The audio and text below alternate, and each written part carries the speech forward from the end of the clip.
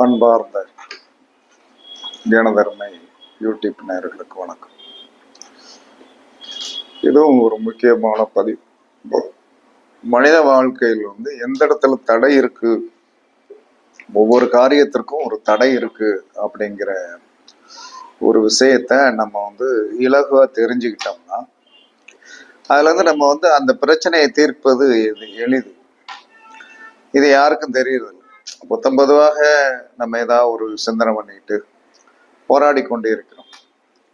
அப்ப அந்த போராட்டத்தை தவிர்ப்பதற்கு ஏதாவது ஜோதிட சாஸ்திரத்தில் ஏதாவது ஒரு ரூல்ஸ் சொல்லியிருக்காங்களான்னா நிறைய ரூல்ஸ் சொல்லியிருக்காங்க.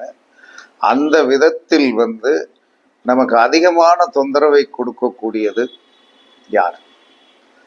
இப்ப லக்கணத்துக்கு தொந்தரவு கொடுக்கக்கூடியது யாரு? 2ஆம் பாவத்துக்கு தொந்தரவு கொடுக்கும். 3, 4, 5, 6, 7, 8, 9, 10, 11, 12. இந்த 12 கட்டத்திற்கும் 9 பேர் இருக்காங்க. ஒருத்தருக்கு 2 பேர் வருவாங்க, ஒருத்தருக்கு ஒரே ஆளா வருவாங்க. இதெல்லாம் இயற்கை விதி எல்லாத்துக்கும் தெரியும். அப்ப இதுல நிறைய பேருக்கு ரொம்ப இலகுவாக செய்ய வேண்டிய விஷயத்தை பெரிதாக சிந்தித்து அந்த கோயிலுக்கு போ, இந்த கோயிலுக்கு போ, எனர்ஜி கோயிலுக்கு போ, அங்க போய் சாதிச்சிருந்தாரு அது அப்படின்னு ஜோதிடத்துல எல்லாரும் சொல்லக்கூடிய விஷயம்தான். இப்போ நான் நேற்று ஒரு வீடியோ போட்டிருக்கேன். அந்த வீடியோ அற்புதமான வீடியோ. அதுல இப்ப எத்தனை பேர் பார்த்திருக்காங்கன்னா 15,000 பேர் பார்த்திருக்காங்க.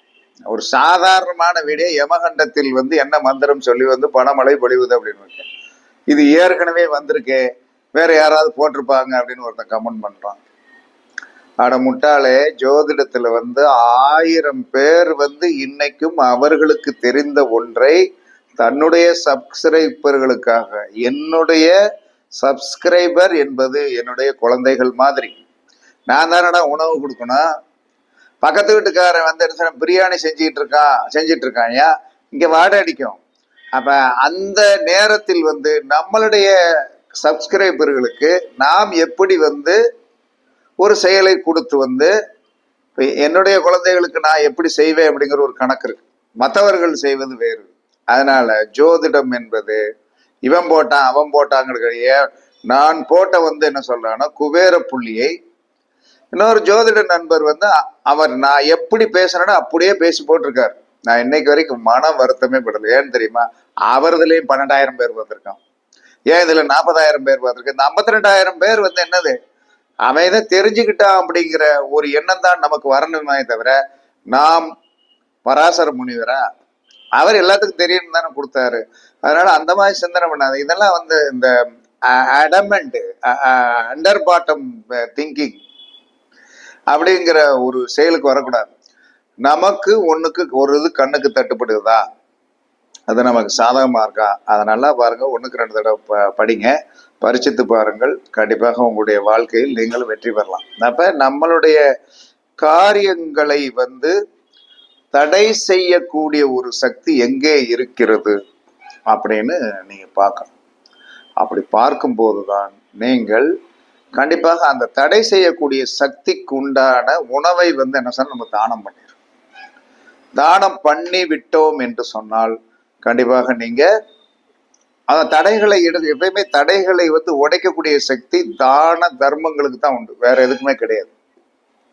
அதனாலதான் எல்லாரும் என்ன சொல்றாங்கன்னா, அன்னதானம் போடுறது சும்மா விளையாட்டுக்கெல்லாம் அவங்க என்னமோ பெரிய பெருந்தன்மையோட எல்லாம் போடல, பெரிய பெருந்தன்மையோட எல்லாம் போடல.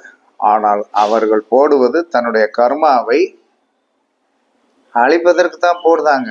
அன்னதானம் யாருமே சந்தோஷத்துல என்ன சொன்னா போடல. எல்லாருமே தன்னுடைய முன்னோர்கள் பாட்டம் பூட்டை செஞ்ச கர்மாக்களை சீர்படுத்துவதற்காகத்தான் அந்த அன்னதானம் போடுகின்றார்களே தவிர, இல்லைன்னா எதுக்கு போடணும்?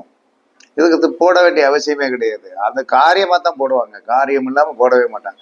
அதனால இன்னைக்கு வரைக்கும் நான் அன்னதான சாப்பாடை ரோட்ல கொடுத்துட்டு இருப்பாங்க, இன்னைக்கு வரைக்கும் வாங்கவே மாட்டேன். நான் போடுகின்ற அன்னதானத்துல போய் சாப்பிடுவேன். நான் வளநாட்டு ஜீவ சமாதியில அன்னதானம் போடுவேன். அந்த அன்னதானம் 3 தடவை போடுவேன். அதுல ஒரு தடவை தான் என்னால போக முடியும். அதுல பூச நட்சத்திரத்தன்னைக்கு நல்லா உட்காந்து சாப்பிட்டு சாப்பாடே வீட்டுல எடுத்துட்டு வருவேன். ஏன்னா நான் போட்ட அன்னதானம். அப்ப அதுல நிறைய கருத்துக்கள்லாம் உண்டு. கர்மாவை பல பேருக்கு பிரித்து கொடுக்கிறார்கள். என்னுடைய சுமையை நீ பல பேர் சுமந்துக்கோ, நான் என்ன செய்யறது, அது உணவால தான் சுமக்க முடியும். ஏன்னா உணவு தான் ஆசை, படக்குன்னு கை நீட்டிடும். அப்ப ஒரு கிரகம் நின்ற இடத்திற்கு 3வது நட்சத்திரம் பெரிய பாதகத்தை செஞ்சிடும். ஒரு கிரகம் நின்ற இடத்திற்கு, என்ன கிரகம் நின்றாலும் சரி, லக்கணாதிபதி நின்ற நட்சத்திரத்திற்கு 3வது நட்சத்திரத்தில் ஒரு கிரகம் நின்று விட்டது என்று சொன்னால் உங்களுடைய வாழ்க்கையை பெரிய போராட்ட களமாக மாற்றிவிடும். இதுதான் உண்மையான கர்ம நட்சத்திரம். கர்ம நட்சத்திரம் என்பது இதுதான் உண்மையான கர்மம். மற்றதெல்லாம் ஜென்ரல். ஜென்ரல் அப்படின்னா கடல் தண்ணி உப்பாக இருக்கும், இது ஜென்ரல். வீட்டு தண்ணி உப்பா இருக்கு இல்லையா, அதுதான் ரொம்ப கொடுமை. கடல் தண்ணி உப்பாக இருக்கிறது ஒரு பெரிய விஷயம்லாம் கிடையாது. உங்க வீட்டுல போர் போட்டு தண்ணி உப்பா இருந்ததுன்னா நீங்கள் அந்த தண்ணியை எப்படி யூஸ் பண்ண முடியும்? கழிவு துவைக்கிறதுக்கு வைக்கிறத குடிக்க முடியாது. அந்த மாதிரி தான் இந்த நட்சத்திரம். அப்ப எல்லா மனிதரும் தன்னுடைய பாதசாரத்தை எடுங்கள். எல்லா மனிதரும் தன்னுடைய பாதசாரத்தை எடுத்து அந்த பாதசாரத்துல எந்த கிரகம், இப்ப லக்கணம், லக்கணத்திற்கு லக்கண புள்ளி நின்ற நட்சத்திரத்திற்கு லக்கண புள்ளி நிற்கும் இல்லையா, அந்த நட்சத்திரத்துக்கு 3, 5, 7ல ஏதாவது கிரகம் இருக்கான்னு பாருங்க. அதுதான் உங்களை வாழ்நாள் ஃபுல்லா வாட்டி விதைக்கும். வாட்டி விதைக்கும். லக்கண புள்ளி நின்ற நட்சத்திரத்திற்கு எந்த நட்சத்திரம்? 3வது நட்சத்திரம், 5வது நட்சத்திரம், 7வது நட்சத்திரம் தான் உங்களுடைய வாழ்க்கையை நிம்மதியில. அதை ஏதாவது ஒரு கிரகம் நின்று விட்டது என்று சொன்னால், 3, 5, 7ல நின்றுச்சுன்னா வாழ்க்கையை உங்களை போட்டு பார்த்துரும். இதுல இந்த மாற்று கருத்துமே கிடையாது. ஏன்னா இதை அனுபவபூர்வமா சொல்றேன். ஆமா, அதுக்கு விசுவாசமே இருக்காது. அந்த 3வது நட்சத்திரத்தில் உட்கார்ந்து இருக்கிற கிரகத்திற்கு என்ன நீங்க ஊட்டி அல்வா ஊட்டி கொடுத்தாலும் அதற்கு விசுவாசம் இருக்காது. கண்டிப்பாக பிரச்சனையை கொடுக்கும். 5வது நட்சத்திரம், 3வது நட்சத்திரம் என்ன சொன்னா கொல்லுவதற்கு கூட தயங்காது. 3வது நட்சத்திரத்தில் ஒரு கிரகம் இருந்து விட்டால் அந்த கிரகம் உங்களை விஷம் வைத்துக் கொள்வதற்கு கூட தயங்காது. இது சத்தியமான உண்மை. 5வது நட்சத்திரத்துல ஒரு கிரகம் இருந்து விட்டால் காரியத்தடை காரியத்தடை காரியத்தடை. 7வது நட்சத்திரத்தில் ஒரு கிரகம் இருந்து விட்டால் காலம் பூரா வதம் வதம் வதம் வதம் வதம் வதம். அந்த வதத்தை அது செய்து கொண்டே இருக்கும். அதுக்கு வேலையே அதுதான். அப்ப 3, 5, 7 என்பது என்னது? 3 விபத்து தாரை, 5 காரியத்தடை, 7 வதத்தாரை. இதை கணக்கெடுத்து நாம் இந்த கிரகங்களுக்கு செய்ய வேண்டிய அந்த கிரகத்துக்கு உண்டான உணவுகளை நீங்கள் தானம் பண்ணினீர்கள் என்று சொன்னால் கண்டிப்பாக உங்களுடைய வாழ்க்கையில் தலைக்கு வந்தது தலப்பாகையோடு போய்விட்டது, தலைக்கு வந்தது தலப்பாகையோடு போய்விட்டது அப்படிங்க. இதுல ரொம்ப முக்கியமான விஷயம், 10 குடையவன் என்ற நட்சத்திரத்துக்கு 3வது நட்சத்திரத்துல ஒரு கிரகம் இருந்து திசையோ புத்தியோ திடீர்னு ஒருத்தருக்கு தொழில் ஸ்டக்காய் போயிடும். என்னன்னே தெரியாம இந்த கோயிலுக்கு போய் அந்த கோயிலுக்கு போய் அங்கிட்டு போய் இங்கிட்டு போய் ஐயோ நிம்மதி இல்லாம ஆயிடுச்சே, தொழில் ஸ்டக் ஆயிடுச்சு, கடன் ஆயிடுச்சு அப்படின்ட்டு இருப்பான். கவலையே விடாதீங்க. எப்பயுமே ஜோதிட அந்த இதுக்குள்ள புக்குக்குள்ள எக்ஸ்ட்ரா 2 பேப்பரை நல்லா வச்சு தைங்க. தச்சு என்ன சொன்னா ஒவ்வொரு நட்சத்திரத்திற்கும் லக்கணம், சூரியன், சந்திரன், மாந்தி வரைக்கும். ஏன்னா மாந்திக்கு 3ல ஒரு கிரகம் இருந்ததுன்னு வைங்க, மாந்தியோடைய கொடுமையை அனுபவிக்க வேண்டியது இல்லை. மாந்தியுடைய கொடுமைக்கு பாதகாதிபதிக்கு 3ல் ஒரு கிரகம் இருந்தால், பாதகாதிபதிக்கு 3ல் ஒரு கிரகம் இருந்தால், 5ல் ஒரு கிரகம் இருந்தால், 7ல் ஒரு கிரகம் இருந்தால் நமக்கு நன்மையே. ஏன்னா அதைத்தானே இது கழுத்தை இறுக்கி பிடிச்சு என்ன சொல்றான்னா பிரச்சனை பண்ண போகிறது, நமக்கு பிரச்சனை வராது. அப்ப நாம் எப்பயுமே இதை நல்லா இலகுவாக பரிச்சித்து பார்க்கலாம். இந்த இலகுவாக நீங்கள் பரிச்சித்து பார்க்க பார்க்க பார்க்க பார்க்க என்ன நடக்கும் அப்படின்னா உங்களுடைய வாழ்க்கையில் சோதனையிலிருந்து ஈஸியாக தப்பித்து விடுவீர்கள். அப்ப எப்ப எல்லாம் நமக்கு துன்பங்கள் வருகிறது, எந்த இடத்துல துன்பங்கள், 2ஆம் பாவத்துல துன்பம் வருதா, என்ன ஆச்சு? 2ஆம் பாவம் 2 குடையவன் நின்ற நட்சத்திரம், அதுல இருந்து 3வது நட்சத்திரத்துல கிரகம் இருக்கா, 5ல கிரகம் இருக்கா, 7ல கிரகம் இருக்கா, இப்படி எடுத்துக்கலாம். 3வது நட்சத்திரம் மூணாவது நட்சத்திரம் பிளஸ் 12, 12க்கு அடுத்து 21, அந்த மாதிரி நம்ம எடுத்துக்கலாம். 21 இந்த மாதிரி மூணாவது நட்சத்திரம் பிளஸ் அதற்கடுத்து கூட்டினா 12, 12 12 21, 3 9 3 12 21. இந்த 3 நட்சத்திரங்களும் எப்பயுமே வதத்தாரை. 5 14 23 எப்பயுமே காரியத்தடை. அதற்கு அடுத்து உங்களுக்கு 7, அதுக்கடுத்து 16 16 9 25, இது எப்பயுமே உங்களுக்கு வதத்தாரை. இந்த நட்சத்திரங்களில் கிரகம் இருந்தால் அதற்குண்டான உணவுகளை தானம் பண்ணிருங்க. முக்கியமா நமக்கு தேவையானது 2ஆம் பாவத்துக்கு உண்டான 2ஆம் பாவத்திற்கு 3 5 7ல ஏதாவது கிரகம் இருக்கிறதா, அதுக்கடுத்து 10 கூடையவர் நின்ற நட்சத்திரத்திற்கு 3 5 7 ஒரே சேமாத்தான் வரும். 3வது நட்சத்திரம் அப்படின்னா அதுக்கு அணுஜென்மம் திரிஜென்மம். 5வது நட்சத்திரம் என்று சொன்னால் அதற்கு ஜென்மம் அணுஜென்மம் திரிஜென்மம். 7 என்று சொன்னால் 7வது நட்சத்திரம் பிளஸ் அதற்கு அணுஜென்மம் திருஜென்ம நட்சத்திரங்கள் தான் வரும். மாத்தி எல்லாம் வராது. இதை நம்ம கருத்தில் கொண்டு செயல்பட்டீர்கள் என்று சொன்னால் நீங்கள் இலகுவாக கஷ்டப்படாமல் இருக்கலாம். அதற்கு எந்த கிரகம், அது என்ன புத்தி அந்தரம் போடும் போது இந்த மாதிரி பிரச்சனைகள் வரும். புத்தி அந்தரம் போடும் போது சர்வசாதாரணமாக இழுத்து விட்டுட்டு போயிடும். அப்ப நம்ம ரொம்ப கவனமாக இருக்கணும். உடலில் சில நேரங்களில் தேவையில்லாத உடம்பு சரியில்லாம போகும். ஏன்னு கவனிக்கணும். அப்ப நீங்க என்ன உங்களுடைய கணக்கை போடணும். திசை என்ன ஓடுது, புத்தி என்ன ஓடுது, அந்தரம் என்ன ஓடுது, சூட்சம் என்ன ஓடுது, இதை நாளை பிரிக்க தெரியணும். தெரிஞ்சு ஒரு திசை ஓடுது, திசை ஓகே, திசையில என்ன புத்தி, அதுல இப்ப என்ன அந்தரம், அதுக்கடுத்து என்ன சூட்சமை, இதை தெரிஞ்சுக்கிட்டாலே இலகுவாக போகும். கொஞ்சம் கணக்கு போடணும். ஏன்னா நீங்க எல்லாரும் என்ன சாஃப்ட்வேர் வச்சிருப்பீங்க, திருக்கணித சாஃப்ட்வேர் வச்சிருப்பீங்க. அதுல ஏகப்பட்ட வித்தியாசங்கள் இருக்கிறது. அததான் இப்ப பிரச்சனைக்குரியது. அப்ப வித்தியாசங்கள் இருக்கிறது அப்படின்னு சொல்லி எல்லாத்துக்கும் தெரியும். ஆனால் நான் கண்டுபிடிச்சது எனக்கு வெயிட்டேஜ். நீங்க யாரு என்ன ஒன்றும் சொல்லக்கூடாது. நான் சுட்ட தோசை என்ன சொல்றேன்னா, நல்லா இல்லைன்னாலும் நீங்க எல்லாரும் நல்லா இருக்கணும்னு சொல்லணும் அப்படிங்கிற அறிவியல் கண்டுபிடிப்பாக இருக்கிறது. இல்லை, எல்லாருக்கும் ஒரு பொதுவான திருக்கணிதத்துக்கும் வாக்கியத்துக்கும் சேமாக எல்லாரும் ஏற்றுக்கொள்ளுகின்ற அளவில் யாராவது ஒரு பஞ்சாங்கத்தை உருவாக்கணும். அதுக்கு யாருக்கும் திறமை இல்லை, உருவாக்க மாட்டாங்க. நாங்க கடைசி வரைக்கும் சண்டை போட்டுக்கிட்டு இருப்போம்.